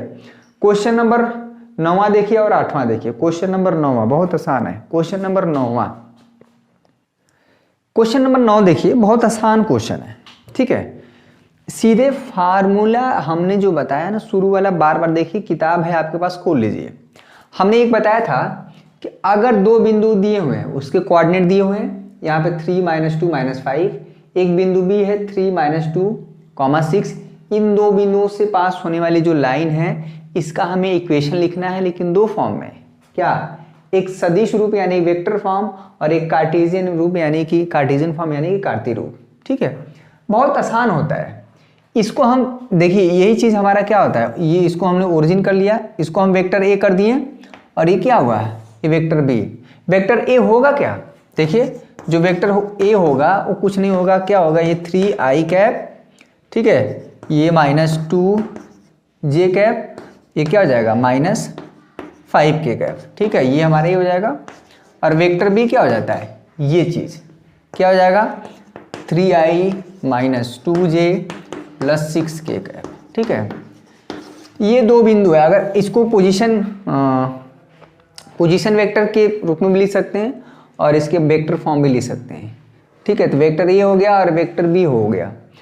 अगर दो बिंदुओं से होके जाने वाली रेखा का समीकरण लिखना है तो क्या होता है, vector r = a + λb - a। एकदम बहुत आसान है, समझ में आया। क्या है, वेक्टर ए हमारा ये होगा, ये जो चीज़ है यहाँ पे लिख दीजिएगा, b - a दो वेक्टर कैसे घटाते हैं, घटा के लिख दीजिएगा, हो गया। तो ये फार्मूला है, आपको बस पता होना चाहिए, फार्मूला है सिंपली, ठीक है।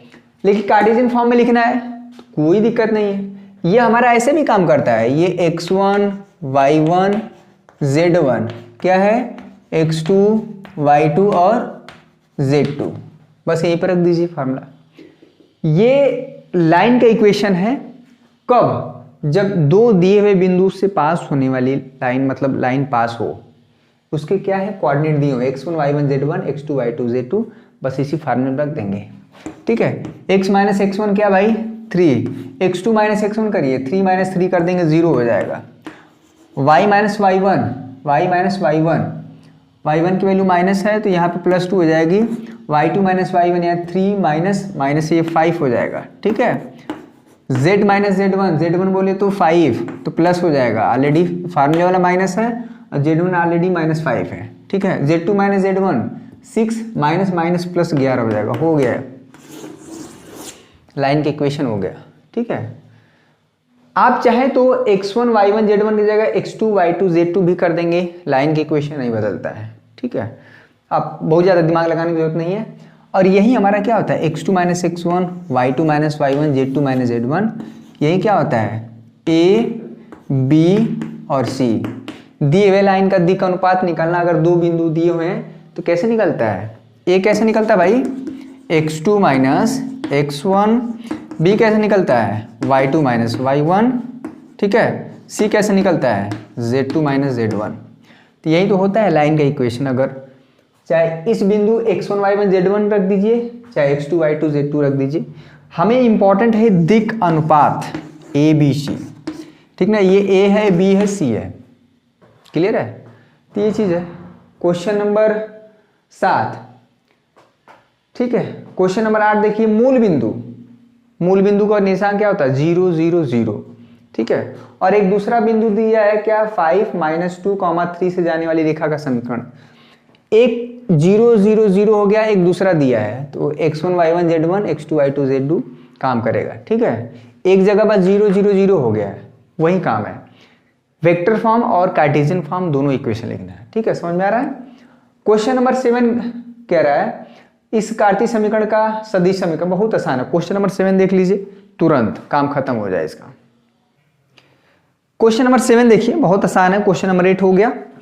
क्वेश्चन नंबर 7 देखिए, कह रहा है एक रेखा का समीकरण अगर x minus x1 by A, y minus y1 by B, z minus z1 by C के फॉर्म में दिया है, ठीक है। क्वेश्चन नंबर 7 देखिए क्या दिया है, एक रेखा का कार्तीय समीकरण। देखिए क्वेश्चन नंबर 7 क्या भाई, x माइनस 5, फटाफट देखिए, बाई 3, लंबा सेशन हो गया, खाना पीना खा के थोड़ा सा रेडी रहिए, पाई बाई 4/7, ठीक है। और z माइनस 6 बाई क्या है भाई 2। ये एक रेखा का समीकरण है क्या, कार्टेशियन फॉर्म में, यानी कि कार्तीय रूप में। एक ऐसे रेखा का समीकरण है जो 5 -4, 6 से पास कर रही है और उसका दिक् अनुपात जो है 3 7 2 है। अगर एक कार्टेशियन फॉर्म से अगर आपको वेक्टर फॉर्म में लिखना हो तो कुछ नहीं करना है, बहुत आसान है। r इक्वल टू हो जाएगा x1i plus y1j plus z1k, यानी कि यहाँ पे x1 हमारा क्या है 5i हो जाएगा, ठीक है। y1 क्या होगा, y प्लस 4 इक्वल टू 0 करके जो y की वैल्यू आएगी -4, ठीक है। तो -4j, z1 क्या हो जाएगा 6k, ठीक है। अब प्लस लेमडा, बस कुछ नहीं 3, ये इसको साथ 3i plus 7j plus 2k, बस हो गया। तो ये कार्टेशियन फॉर्म और ये क्या है, वेक्टर फॉर्म है, ठीक है। और एक चीज़ और हम बता दें कि अगर दो लाइन पैरेलल होती हैं, ठीक है, ये लाइन मान लीजिए L1 है और एक लाइन L2 है, अगर दो लाइन पैरेलल है भैया तो उनका जो दिक् अनुपात है यानी कि A B C वो हमेशा बराबर होता है, ठीक है। अगर दो लाइन समांतर होती हैं, जैसे हम 2 डायमेंशनल ज्योमेट्री में पढ़े हैं कि दो लाइन पैरेलल हैं तो उनका स्लोप यानी कि m1 इक्वल टू m2 होता है। स्लोप के नाम पे यहाँ पे किसी भी लाइन का क्या होता है, दिक् अनुपात होता है, डायरेक्शन रेशियो होता है। क्वेश्चन नंबर 6 देख लीजिए। क्वेश्चन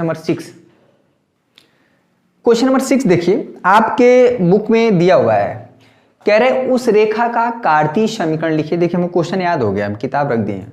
उस रेखा का कार्तीय समीकरण लिखिए जो रेखा -2, 4, -5 से पास हो रही हो तथा इस लाइन के समांतर हो। इसका हमें समीकरण लिखना है कार्टेशियन फॉर्म में। तो यह -2, 4, -5 से, यानी कि ये काम करेगा x1, ये काम करेगा y1, ये काम करेगा z1। x1 y1 z1 दिया है। अगर इसका a b c पता चल जाए तो क्वेश्चन में बोला है कि ये जो लाइन है L समांतर है भैया L डैश है, ठीक है, यानी ये।